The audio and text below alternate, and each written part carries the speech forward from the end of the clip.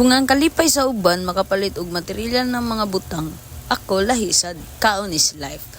Pobrita pero hilas gamay. So karon guys, nibalik ko sa Ayala Center Malls para mo try na sad sa charcoal boy nga oyster and kaning Chinese braised pork noodle and kaning mumu di jud nimo wagtang. And ako sa ning gisuwayan ang empanada de Ilocos. So mao ni siya guys, lahi nga empanada kay crispy outside and delicious inside.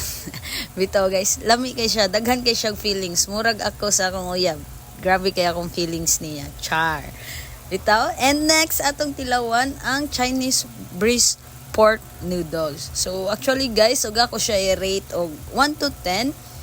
Mga naara siguro sa 5. Lami siya pero mas lami jud ang ramen.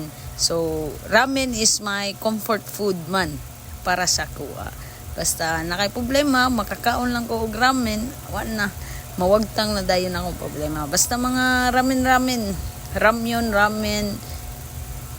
inana nga mga pagkaon. And especially og ngani kag Ayala Malls ay kalimti ang mumu.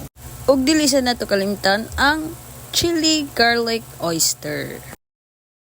So walay paglubad jud ning charcoal boy, lami jud kay nilang chili garlic oyster. Makaingon jud kag uy. And ako day ko magpasalamat sa ako ang asukal di mama.